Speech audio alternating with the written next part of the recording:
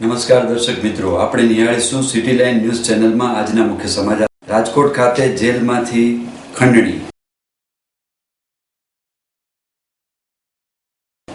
રાજકોટ ખાતે રેલવે ધરણા.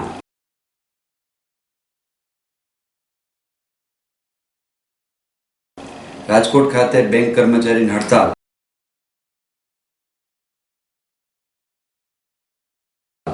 મહારાણા પ્રતાપ અને અજબદે અમદાવાદની મુલાકાતે. ભોપાલ પ્રેયર ફોર રેન એક હૃદયસ્પર્શી ટ્રેલર. રાજકોટ ખાતે જેલમાંથી માંગી ખંડણી. રાજકોટ સહિત ગુજરાતભરની જેલો કેટલી સલામત છે તે સૌ કોઈ જાણે છે. ગુજરાતભરમાંથી જેલોમાંથી અવારનવાર પ્રતિબંધિત વસ્તુઓ મળી આવતી હોય છે. તેમ છતાં સબ સલામતના ગાણા ગવાઈ રહ્યા છે. ત્યારે અગાઉ રાજકોટ જિલ્લા જેલના અધિક્ષકને જાનથી મારી નાખવાની ધમકી દેવાના ગુનામાં તેમજ પટેલ પરિવારને ઇજરત કરવાના ગુનામાં ખંડણી સહિતના અનેક ગુનાઓ પોલીસ ચોપડે ચડી ચૂકેલા હોય અને હાલ ભુજ જેલમાં સજા ભોગવી રહેલા કુખ્યાત ભરત કુંગસિયાને જૂથ જેલમાંથી રાજકોટના કુવાડવા હાઈવે પર ગુંડા ગામે ડેરી ધરાવતા પટેલ વેપારીને તેના મળતિયાઓને મોકલીને ફોનમાં ખંડણી માંગી ધમકી આપતા બનાવ અંગે કુવાડવા રોડ પર પોલીસ સ્ટેશનમાં ફરિયાદ નોંધવામાં આવી છે. બનાવ અંગે પોલીસે જરૂરી કાર્યવાહી હાથ ધરી છે. ભુજ જેલમાં કુવાડવા રોડ પોલીસ સ્ટેશન નીચે ગુંદા ગામ છે, 9 કિલોમીટર. ત્યાં રાજુભાઈ સગનભાઈ લીંબાસિયા છે. એ ખોડિયાર મિલ્ક પ્રોડક્ટ્સની 100 જાતની મીઠાઈઓ બનાવશે. નાનું એવું કારખાનું છે. ત્યાં 2 તારીખના સાંજના 4 વાગે વ્હાઇટ કલરની ડસ્ટર 73-16 નંબરની લઈ 3 અજાણ્યા માણસો ગયા. અને રાજુભાઈ સાથે આવીને રાજુભાઈ એવું સમજ્યા કે આ કોઈ મીઠાઈનો ઓર્ડર દેવા આવ્યા છે. અને એમાં જે અજાણ્યા માણસો આવીને સીધો એના મોબાઈલમાંથી અજાણ્યા માણસે મોબાઈલ લગાડ્યો. રાજુભાઈ મોબાઈલ એટેન્ડ કર્યો. એને એમ કે મારે મીઠાઈનો ઓર્ડર હશે.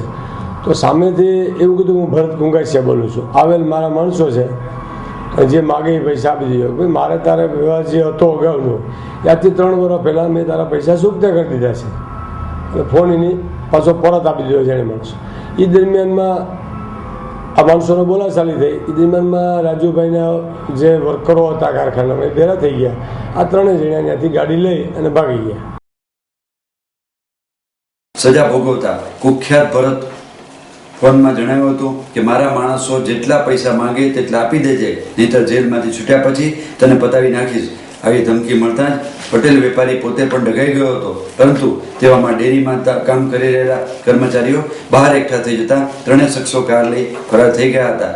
અમદાવાદ રાજકોટ હાઈવે પર આવેલા ગુંદા ગામે રહેતા અને ઘરની સાથે જ મીઠાઈની વિશાળ ફેક્ટરી ધરાવતા લેવા પટેલ રાજેશભાઈ લીંબાચિયા 3 દિવસ પહેલા સાંજે તેની ફેક્ટરી હતા. ત્યારે સાંજે એક ડસ્ટર કાર લઈને 3 અજાણ્યા શખ્સો ત્યાં ધસી આવ્યા હતા અને અનેક વ્યક્તિઓ ફોન કાઢી વાત કરવા રાજેશભાઈને જણાવ્યું હતું. ફરિયાદી રાજેશભાઈએ એમાં કોઈ મીઠાઈનો ઓર્ડર આપવા માટે આવ્યા હશે તેમ સમજીને રાજેશભાઈએ ફોન લઈને વાત કરી હતી. ત્યારે સામેથી પોતે ભરત કુંગસિયા બોલે છે અને આ મારા માણસો આવ્યા છે, તેઓ જેટલા પૈસા માગે તેટલા આપી દેજે, નહીં તો તને જેલમાંથી છૂટ્યા પછી જાનથી મારી નાખીશ, તે ધમકી આપી હતી. ત્યારે રાજેશભાઈ જણાવ્યું હતું કે આપણે જે અગાઉનો વહીવટ તો પૂર્ણ થઈ ગયો છે, પોતે વ્યાજે લીધેલા પૈસા પણ પરત આપી દીધા છે, હવે 1 પણ રૂપિયા આપવો થતો નથી. આવું જણાવતા કાર લઈને આવેલા 3 શખ્સોએ ગાળો ભાંડી માથાકૂટ કરવાનું શરૂ કર્યું હતું. આ દરમિયાન ફેક્ટરીમાં કામ કરી રહેલા કર્મચારી બહાર દોડી આવતા 3 શખ્સો કાર લઈ નાસી છૂટ્યા હતા. ફરિયાદી રાજેશભાઈએ આ અંગે કુવાડા પોલીસ સ્ટેશનમાં ફરિયાદ નોંધાવી છે. તેઓ જણાવ્યું હતું કે અગાઉ 3 વર્ષ પહેલા તેઓએ ભરત કુંગસિયાના ભાઈ પાસેથી 20 લાખ રૂપિયા વ્યાજે લીધા અને તે રકમ વ્યાજ સહિત પોતે ચૂકવી પણ દીધી હતી. વ્યાજે લીધેલા 20 લાખ પેટે રાજેશભાઈએ કોરા ચેક જમા કરાવ્યા હતા, જે હજુ સુધી તેણે પરત આપ્યા નથી. 1 વર્ષ દરમિયાન 4 વખત ધમકી આપી પોતાની આ કિંમતી પ્રોપર્ટી બંને ભાઈઓ પચાવી પાડવા માંગે છે. રાજકોટ ખાતે રેલવે ધરણા. રેલવે કર્મચારીઓ દ્વારા વિવિધ માંગણીને લઈને 1 દિવસીય ધરણા યોજી સેલ બોલાવવામાં આવ્યો હતો. રેલવેમાં ખાનગીકરણ સામે રાજકોટ ખાતે વિવિધ ડિવિઝનના કર્મચારી એકઠા થયા હતા અને DRM કચેરી સામે ઉગ્ર સૂત્રોચ્ચાર કરી જબરો વિરોધ દર્શાવ્યો હતો. રેલવેમાં સરકારની 100% ખાનગીકરણની અન્યાય નીતિ સામે દેશભરના રેલવે કર્મચારીઓ દ્વારા મંડળો, કાર્યાલયો, workshop, GM office, DRM office, railway board office સામે ધરણાનો કાર્યક્રમ યોજવામાં આવ્યો હતો. જેના ભાગરૂપે રાજકોટ DRM કચેરી સામે પણ રાજકોટ સહિત ઓખા, દ્વારકા, સુરેન્દ્રનગર, ખંભાળિયા, જામનગર, વાંકાનેર, મોરબી, થાન, હાપા સહિતના ડિવિઝનના કર્મચારીઓ દ્વારા ધરણા યોજી ઉગ્ર સૂત્રોચ્ચાર કરી વિરોધ પ્રદર્શિત કરવામાં આવ્યો હતો.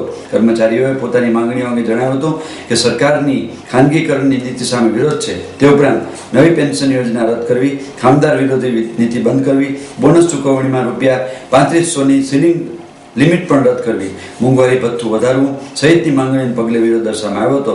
જો રેલવે કર્મચારીની માંગણી સંતોષવામાં નહીં આવે તો આગામી દિવસોમાં રેલ રોકો આંદોલન સહિતના કાર્યક્રમો રેલવે કર્મચારીઓ કરતા અચકાશે નહીં. રાજકોટ ખાતે બેંક કર્મચારીની હડતાલ. બેંક કર્મચારીને પગાર ચૂકવણી પત્રે પ્રશ્ને તેમજ બેંકોના ખાનગીકરણના મુદ્દે છેલ્લા 4 દિવસથી આંદોલન ચાલી રહ્યું છે. ત્યારે રાજકોટ ખાતે પણ બેંક કર્મચારીઓ દ્વારા હડતાલ પાડી સૂત્રોચ્ચાર કરી જબરો વિરોધ દર્શાવવામાં આવ્યો હતો. બેંક હડતાલને પગલે સૌરાષ્ટ્રભરમાં નાણાકીય વ્યવહારો ખોરવાઈ ગયા હતા. ચાલુ વર્ષે આ ચોથી હડતાલ પાડવામાં આવી હતી. ચાલુ વર્ષમાં ચોથી હડતાલ છે. આ હડતાલ એટલા માટે છે કે અમારા વેજ રિવિઝનનો પ્રશ્ન છે એ હલ થતો નથી. બેન્કર્સ એમ કહે છે કે બેંકનો જે એનપીએને કારણે નફો ઘટ્યો છે એટલે બેંકની પગાર ચૂકવવાની ક્ષમતા નથી. પણ અમારે પૂછવાનું એવું છે કે હમણાં જ રિઝર્વ બેંકના ગવર્નરે કીધું છે કે 1,61,018 કરોડ રૂપિયા એનપીએના માંડવાળ કર્યા છે. અને જો આ ખર્ચો 15 લાખ વિદ્યાર્થીઓને ભણતરનું પૂરો ખર્ચ ભોગવી શકે એમ છે. જો આ કડક વસૂલી કરે તો આવી જાય, પણ આ કડક વસૂલી કરે કોણ? માધવપુરા કૌભાંડમાં જે કેતન પારેખ સંડોવાયેલ હતા એના વકીલ જ આજના નાણામંત્રી છે.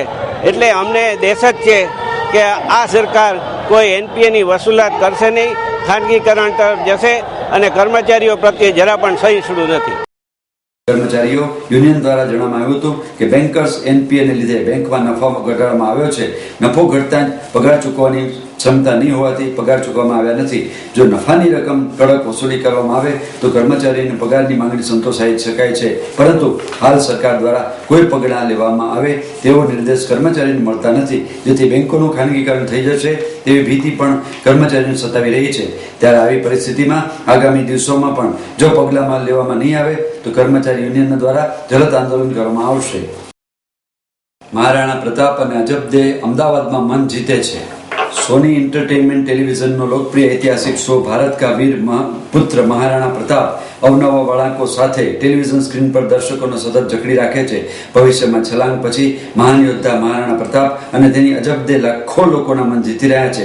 મહારાણા પ્રતાપ અને અજબદેનું અનુક્રમે પાત્ર ભજવતા શોના મુખ્ય કલાકારો શરદ મલ્હોત્રા અને રચના પારુલકરે ચાહકો સાથે નિકટતાથી જોડાવા અને હાલમાં અમદાવાદના સુંદર શહેરમાં મુલાકાત લીધી હતી અને ચાહકો સાથે વાતચીત પણ કરી હતી. આ અનુભવ વિશે બોલતા હેન્ડસમ શરદ મલ્હોત્રા કહે છે, અમદાવાદ મારા મનગમતા શહેરમાંથી એક છે, કારણ કે અહીંના લોકો બહુ જ ખુશ મિજાજી અને ઉષ્મા ભર્યા છે. હું લાંબા સમય પછી ટેલિવિઝન પર આવ્યો છું, જેથી મારા ચાહકો સાથે ફરી એક વાતો કરવાનું બહુ સારું લાગી રહ્યું છે. તેમણે અમારી પર વરસાવેલા પ્રેમથી અમે ગદગદ થઈ ગયા હતા. અમને આશા છે કે આગળ પણ તેઓ આ રીતે જ અમને પ્રેમ આપતા રહેશે. સુંદર રચના પારુલકર કહે છે, મારા ચાહકો સાથે ચર્ચાનું આદાન પ્રદાન કરવાનો મને રોમાંચ છે. અમદાવાદ સુંદર શહેર છે અને અહીંની ખાણીપીણી પણ મને ગમે છે. મેં ભરપૂર ખાધું. દર્શકો પાસેથી મને મળેલી પ્રેમ આશીર્વાદરૂપ છે. દર્શકોને મહારાણા પ્રતાપ અને અજબદેનો પ્રવાસ રોમાંચક વળતા જોવા મળશે. આગામી એપિસોડમાં પ્રતાપ અને બાદશાહ ખાન અંગે ચડેલા જોવા મળશે. કોણ જીતશે? આ લડાઈ નિશ્ચિત દર્શકોએ ચૂકી જેવી નથી. ભોપાલ પ્રેયર ફોર રેઇન એક હૃદયસ્પર્શી ટ્રેલર. ભોપાલ ગેસ કાંડ પર આધારિત સોશિયલ થ્રિલર ભોપાલ. આ પ્રેયર ફોર રેઇન નિર્માતાઓ હૃદયપૂર્વક ટ્રેલર રજૂ કર્યું હતું. 3 ડિસેમ્બર 1984ની રાત્રિ સર્જાયેલ વિનાશક ભોપાલ ગેસ કાંડ અત્યાર સુધીની સૌથી મોટી અને કરુણ કેમિકલ ડિઝાસ્ટરની ઘટના છે અને તેના વિશેનો વિવાદ આ ઘટના સર્જાઈ ત્યારથી યથાવત છે. અને આ ફિલ્મમાં એ સમયની તમામ વિનાશક ઘટનાઓને વણી લેવામાં આવી છે. ભોપાલ એ પ્રેયર ફોર રેઇનનું ટ્રેલરમાં એ વિનાશક રાત્રે જે કંઈ પણ બન્યું તેની અકથિત કથા ફિલ્મમાં વણી લેવાઈ છે તેની ખાતરી આપે છે. એક તરફ પેસ્ટિસાઇડ પ્લાન્ટ યુનિયન કાર્બાઇડ કોર્પોરેશનના આગમનને સ્થાનિકોને આવકારી રહ્યા છે, તો બીજી તરફ ભારતીય પત્રકારો આ પ્લાન્ટ અંગેના જોખમોથી માહિતગાર રહીને તેનો વિરોધ કરી રહ્યા હતા. વિદેશના લાઇફસ્ટાઇલ જર્નાલિસ્ટ તેઓનો તેમનો અવાજ ઉઠાવવામાં મદદ કરી રહ્યા હતા અને ગીચ વસ્તી ધરાવતા વિસ્તારમાં આ પેસ્ટિસાઇડ પ્લાન્ટની સ્થાપના સામે વિરોધ કરી રહ્યા હતા. જોકે તેમના પ્રયાસો નિષ્ફળ રહ્યા હતા અને ફેક્ટરીએ ભોપાલના હૃદયમાં ઝેર ભરવાનું શરૂ કર્યું હતું. લોસ એન્જલસ ટાઇમ્સ માર્ટિન ત્યાસીએ આ ફિલ્મને રિવોલ્યુશનરી કોસ્ટનરી ટેલ ગણાવતા કહ્યું હતું કે અમારે ભોપાલ ગેસ કાંડને અદ્ભુત રજૂ કર્યો છે.